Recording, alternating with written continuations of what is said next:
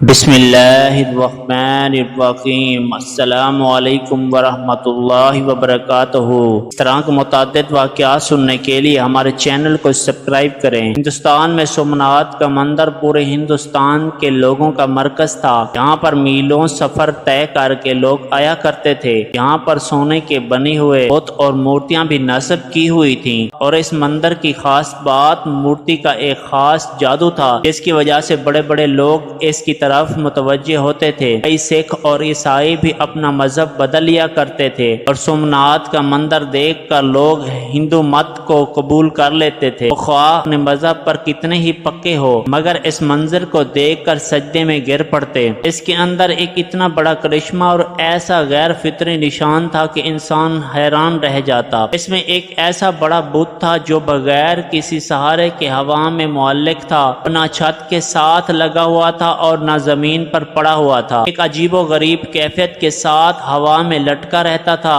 لوگ وہاں پر آتے تو اس کو دیکھ کر حیران زدہ ہو جاتے۔ پھر ہندو پنڈت خوب کمائی کیا کرتے تھے۔ اس خاص بت کے لیے پیسے دو اور ہیرے جواہرات اس پر چڑھاؤ تو تمہاری تمام مشکلات حل ہو جائیں گی، تمہارے مسائل ختم ہو جائیں گے۔ یہ ایک بہت بڑا دیو ہیکل بت تھا جس کا پیٹ بہت بڑا تھا۔ اس کے منہ کے ذریعے سے ہیرے جواہرات اس کے پیٹ میں ڈالے جاتے تھے۔ پھر جب مندر خالی ہو جاتا تو 2 یا 3 ہفتوں کے بعد اس مورتی کے پیچھے کمر کے راستے سے ایک دروازہ تھا، جس کو کھول کر اس سے سونا چاندی کے زیورات کو نکال لیا جاتا تھا۔ مگر لوگ یہی سمجھتے تھے کہ ہمارے دیے ہوئے خزانے بھگوان کے پاس پہنچ جاتے ہیں اور بدلہ میں بھگوان ہمارے مسائل کو حل کر دیتے ہیں۔ سلطان محمود غزنوی نے اس علاقے کو فتح کیا۔ جب وہ اپنے مفتوحہ علاقے میں سے اس مندر میں پہنچے تو بلا جھجک بتوں کو پاش کرنا شروع کر دیا۔ بڑی کلہاڑیوں سے بتوں کو گرایا جا رہا تھا، اور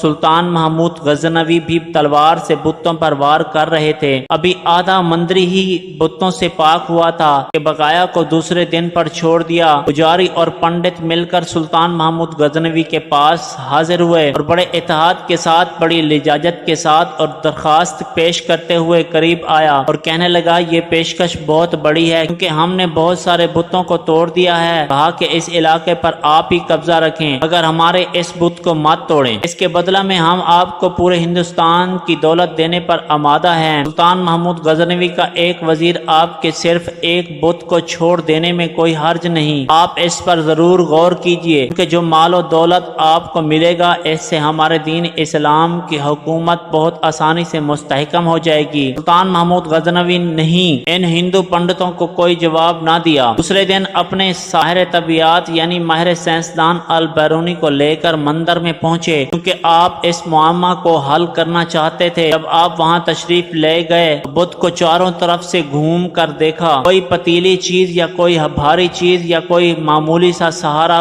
بھی نظر نہ آیا جس کے ذریعے سے بت کو ہوا میں لٹکایا گیا ہو۔ سلطان بہت حیران اور البیرونی کو ذمہ لگایا کہ آپ اس کا معائنہ کریں اور اس کی وجہ ڈھونڈیں کہ اس بت کو ہوا میں کس طرح ٹھہرایا گیا ہے۔ عجیب و غریب سما بن چکا تھا۔ بہت سارے وزیر اور سلطان محمود غزنوی بھی وہاں بیٹھ کر دیکھ رہے تھے کہ آخر اس کی وجہ کیا ہو سکتی ہے۔ البیرونی بہت پکے سچے مسلمان تھے۔ انہوں نے بہت غور و غوص سے بت کو دیکھنا شروع کیا۔ قریب جا کر بت کو چھو کر بھی دیکھا اور چاروں طرف سے بغور دیکھتے ہی رہے۔ آخرکار ان کی سمجھ میں یہ راز آ گیا اور بہت بڑی فاتحانہ مسکراہٹ لے کر بادشاہ کے سامنے حاضر ہوئے اور بڑے ہی ادب سے عرض کیا، حضور، اس بت کی دائیں جانب دیوار کی اوپر والی اینٹیں اگر نکال دی جائیں، آپ کے سامنے اس کا معاملہ حل ہو جائے گا۔ سلطان جو کافی دیر تحقیق ہوتے ہوئے دیکھ رہا تھا، وہ گہری سوچ میں پڑ گیا اور اپنے ایک وزیر کو حکم دیا کہ جن اینٹوں کی طرف البیرونی نے اشارہ کیا ہے فوراً نکال دی جائیں۔ ایسے ہی اینٹیں نکلیں تو بت کا راز فحش ہو گیا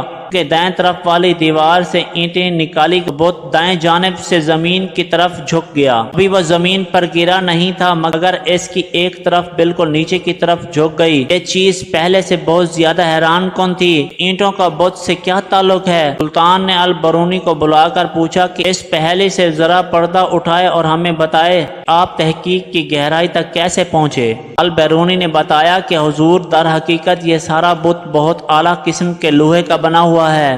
ایسا بت ہے جو مقناطیس کی طرف خوب کھینچتا ہے، پھر اس کے وزن کے عین مطابق مقناطیسوں کو پار کی اینٹوں کے اندر خوب بھر دیا گیا ہے، یعنی اینٹوں کے اندر مٹی کی بجائے مقناطیس رکھ دیا گیا ہے۔ مقناطیس بھی اتنے اعلیٰ قسم کے ہیں کہ یہ پوری طرح اس مورتی کو اپنی طرف کھینچتے رہتے ہیں اور اتنی زور سے کھینچتے رہتے ہیں کہ اپنی جگہ سے حرکت بھی نہیں کرتے۔ کہ انہوں نے بتلایا کہ اس مندر کے اندر ہوا کی آمد و رفت بھی اس طریقے سے ترتیب دی گئی ہے، وہ بت کو اوپر کی طرف اٹھائے رکھتی ہے۔ اس تحقیق سے معلوم ہو گیا کون سی ٹیکنیک تھی جس کے ذریعے جادو دکھا کر ہندوستان کے ہزاروں لوگوں کو گمراہ کیا گیا اور ان کو باطل کی گہرائیوں میں ڈال دیا گیا۔ سلطان محمود غزنوی نے اس بت کو توڑ دینے کا حکم دیا اور بڑے بڑے طاقتور سپاہیوں کا ذمہ لگایا وہ اپنی پوری قوت کے ساتھ اس بت کو ٹکڑے ٹکڑے کر دے تاکہ اس کا نام و نشان بھی ختم ہو جائے۔